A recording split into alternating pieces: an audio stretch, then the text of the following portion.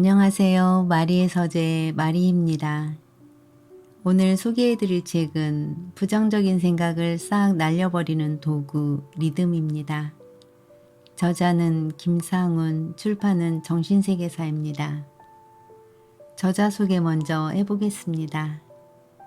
이 책의 저자 김상훈님은 정신분야 최고의 베스트셀러 와칭의 저자이기도 합니다. 그는 오랜 기자 생활 동안 바깥 세상을 취재하고 보도하는 데 열정을 바쳤으며 MBC 뉴스 앵커, 워싱턴 특파원, 국제 전문기자 등을 역임했습니다. 그러다가 소중했던 가족의 잇단 사망으로 마음의 병을 얻은 뒤 내면의 세계에 빠져들어 우주의 원리에 눈을 뜨고 스스로를 치유하게 되었습니다. 그 체험을 바탕으로 신이 부리는 요술 와칭과 마음을 비우면 얻어지는 것들, 그리고 이 책 리듬을 쓰게 되었습니다. 지금은 명상을 통해 끝없는 내면의 세계와 우주의 진실을 세상에 알리고 인간의 숙명인 고통을 덜어주는 일을 소명으로 삼고 있습니다. 이 책은 부정적인 감정을 공감해주고 리듬을 맞춰주면 부딪힘이 없이 흘러가고 사라져버리는 원리를 쉽고 재미있게 풀어내고 있어서 여러분도 꼭 읽어보시고 생활 속에서 적용하시길 바랍니다. 자, 그러면 잠시 이 책의 이야기 속으로 들어가 보겠습니다. 상대의 부정적 생각 싹 날려버리기. 어두운 생각에도 리듬이 있다. 그래서 상대가 품고 있는 어두운 생각에 장단을 맞추듯 리듬을 맞춰주면 저절로 끌려 나온다. 장단을 맞추듯 리듬을 맞춰라. 우리 시어머니는 정말 못 말려요. 제가 하는 일엔 무조건 트집부터 잡으니까요. 시댁에만 다녀오면 파김치가 되는 여직원이 하소연했다. 어느 명절에 그녀는 동서들과 의논해 갈비를 준비해 가지고 갔다. 그런데 시어머니는 먹어보지도 않고 대뜸 말했다. 이거 호주산 갈비 아니냐? 값은 싸지만 맛이 별로라더라. 그 소리를 듣고 그녀는 맥이 탁 풀렸다. 마치 왜 맛없는 싸구려 갈비를 사왔어 하는 것처럼 들렸기 때문이다. 반찬을 상에 올려놓자 시어머니는 또 작은 접시에 이게 뭐냐? 큰 접시에 담지 하고 핀잔을 주었다. 파전을 붙여놓자 시어머니는 쓱 보더니 웬 계란을 이렇게 쏟아부었니? 이게 계란전이지 어디 파전이냐? 하고 면박했다. 시어머니가 여러 동서 중 유독 자신만을 표적으로 삼는다고 생각하니 여간 스트레스가 쌓이는 게 아니었다. 그러다 보니 시댁이라는 말만 들어도 골치가 아팠다. 남편은 무조건 시어머니 편이었다. 설마 어머니가 당신을 차별 대우하시겠어? 왜 생각이 그렇게 유치해? 시어머니에 대한 감정이 나빠지니 남편과의 관계도 자꾸만 틀어졌다. 나는 그녀에게 리듬 맞추기를 시도해보지 않겠느냐고 방법을 제시했다. 시도 결과 고부간 갈등은 너무도 깔끔하게 풀렸다. 예컨대 이런 식이었다. 이거 호주산 갈비 아니냐? 값은 싸지만 맛이 별로라더라. 어머님도 그런 생각이 드시죠? 값이 싸면 맛도 별로일 거라는 생각이요. 그럼 그렇지 않다는 얘기냐? 저도 처음엔 어머니와 같은 생각이었어요. 그래서 먹어봤는데 생각이 달라졌어요. 그래? 그럼 한번 먹어보든지. 호주산 갈비가 별로일 거라는 생각이 몽땅 끌려나와 더 이상 할 말이 없어진다. 트집만 잡던 시어머니의 반응이 달라지기 시작했다. 작은 접시에 이게 뭐냐? 큰 접시에 담지. 그쵸, 작은 접시는 좀 좁아 보이죠, 어머님. 큰 접시에 담는 게 낫겠죠. 그게 낫겠다. 작은 접시에 대한 불만이 끌려나와 할 말이 없어진다. 웬 계란을 이렇게 쏟아부었니? 이게 계란전이지 어디 파전이냐? 정말 그러네요. 제가 계란을 너무 많이 쏟아부었네요. 파전이 아니라 계란전이 됐네요, 어머님. 어쩔 수 있니? 그냥 먹어야지. 계란이 많이 들어갔다는 생각이 끌려 나와 더 이상 할 말이 없어진다. 그럼 이미 부친 건 그냥 먹고 계란을 좀 덜 써서 만들게요, 어머님. 응, 그래라. 아무리 심술을 부리고 싶은 시어머니라도 며느리가 장단을 맞춰가며 부정적 생각이 생기는 족족 가차없이 끌어내니 재간이 없다. 마음이 개운해지니 괜히 밉던 며느리가 오히려 고맙게 느껴진다. 심리치료의 원리도 리듬을 맞춰주는 것이다. 전 온종일 혼자 지내요. 친구가 하나도 없어요. 그렇군요. 친구가 하나도 없어서 외롭군요. 외롭다는 생각이 털려나가기 시작한다. 다른 애들은 친구들이랑 함께 밥 먹으며 수다도 떠는데 전 혼자 먹어요. 맞아요. 남들은 친구들이랑 밥 먹는데 나만 혼자 먹으면 정말 쓸쓸하죠.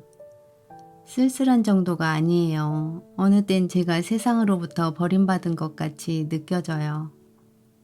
그렇겠군요. 세상에서 버림받은 것처럼 느껴질 수도 있겠네요.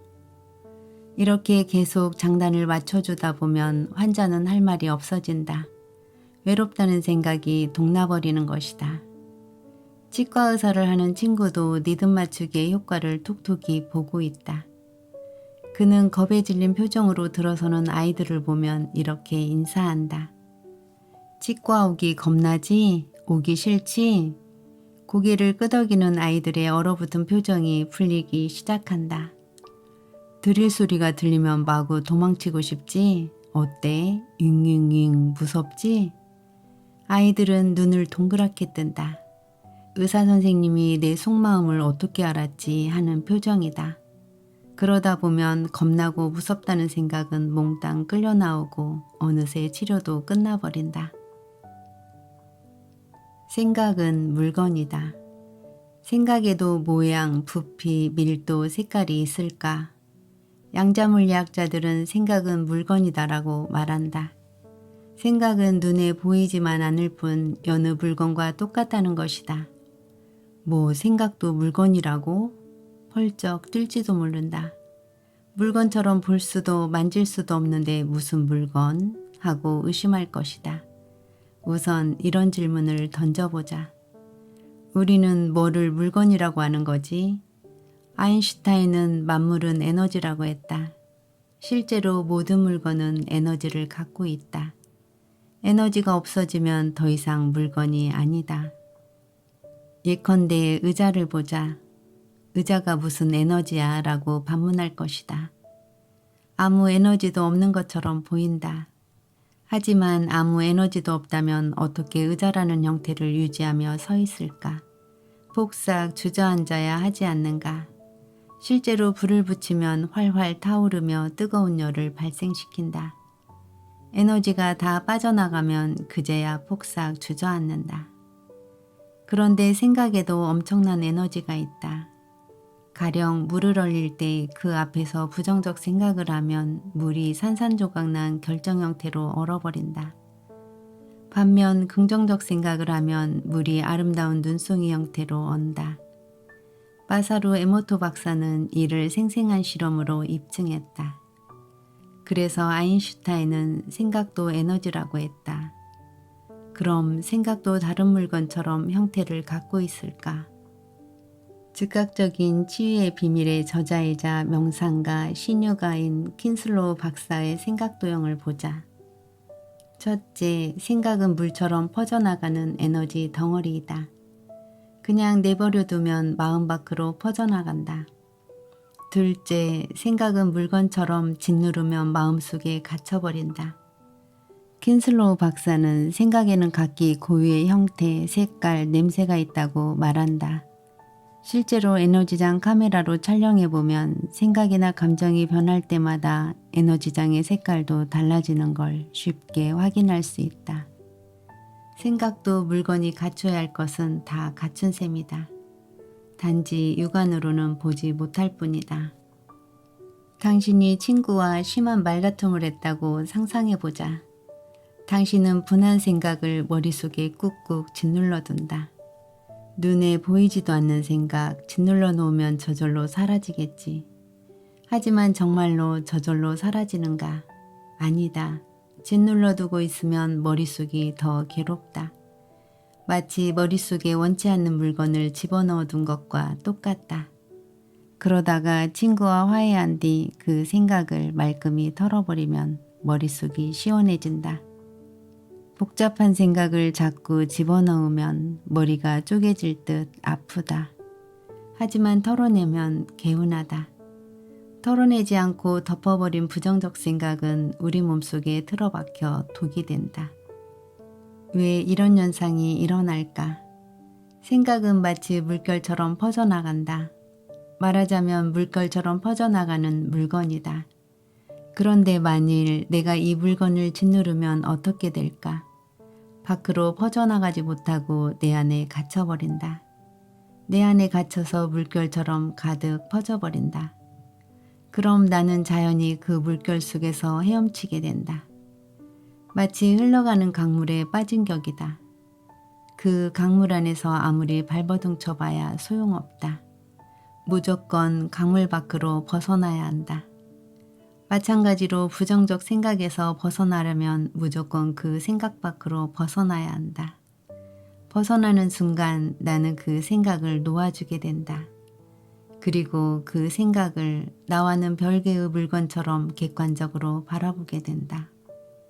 부정적인 생각은 내 마음속 깊숙한 깜깜한 곳에 숨어 있을 때만 힘을 발휘하는 허상의 물건이다.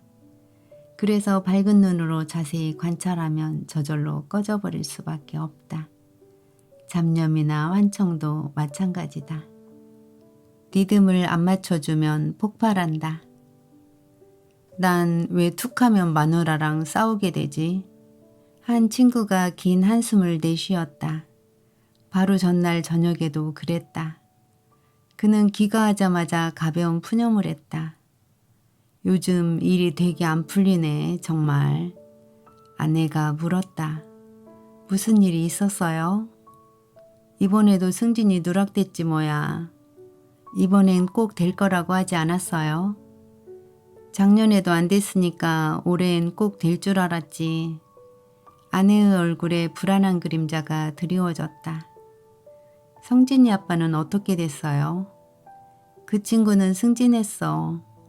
당신도 잘 좀 해보지. 성진이 아빠는 아마 뒤에서도 열심히 뛰었을 거예요. 아내의 말에 그의 기분이 확 뒤틀렸다. 뭐 그럼 내가 열심히 안 뛰어서 승진이 안 됐다는 얘기야? 화도 나고 위축되고 우울해졌다. 그가 귀가하자마자 요즘 일이 되게 안 풀리네 라고 말한 건 왜인가? 남들에게 털어낼 수 없는 마음속의 우울한 생각을 털어내고 싶었기 때문이다. 하지만 아내는 그 생각을 털어내도록 하기는커녕 그를 그의 친구와 비교하며 그가 뭔가를 잘못했다고 암시했다. 이 때문에 그가 털어내려던 우울한 생각은 다시 마음속에 짓눌리게 됐다. 이렇게 짓눌린 생각은 속에서 부글부글 끓는다. 어느 순간 반드시 폭발할 수밖에 없다. 하지만 만일 아내가 이렇게 말했더라면 요즘 일이 되게 안 풀리네 정말. 무슨 일이 있었어요?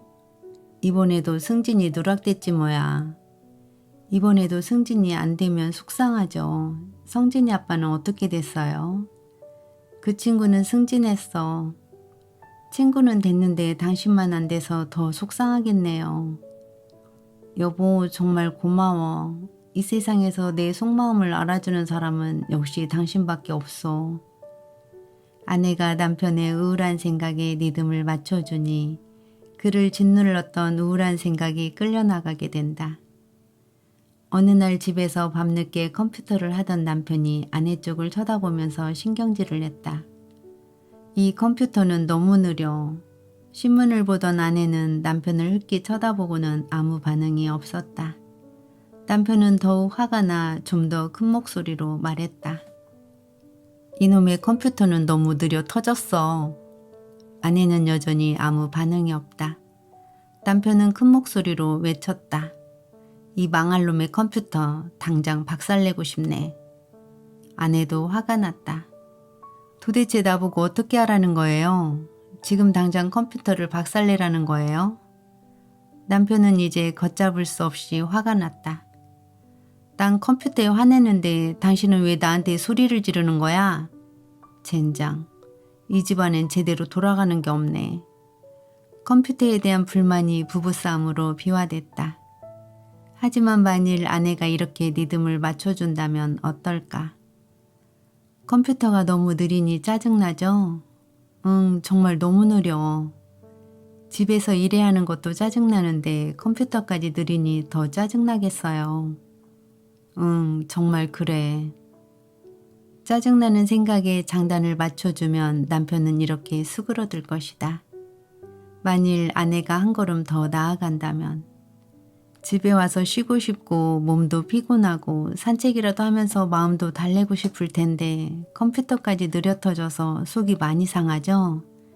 내가 도와줄 수 있으면 좋으련만 컴퓨터를 전혀 몰라서 안타깝네요. 이런 말에 남편은 어떻게 반응할까? 여보, 내 속마음을 알아주니 고마워. 그리고 괜히 짜증 부려서 미안해. 리듬만 맞춰주면 남편의 부글부글 끓던 생각이 몽땅 끌려나간다. 아내의 마음도 가벼워진다. 예나 지금이나 가장 큰 이혼 사유는 성격 차이다. 성격 차이란 서로 생각의 리듬이 맞지 않는 것이다. 하와이 대학의 연구에 따르면 서로 리듬이 맞는지 여부는 불과 몇 분 만에 드러난다. 단 4분간의 스피드 데이트가 끝난 뒤 서로 생각의 리듬이 맞을 경우 깊이 사귀게 될 가능성은 3배나 높았다.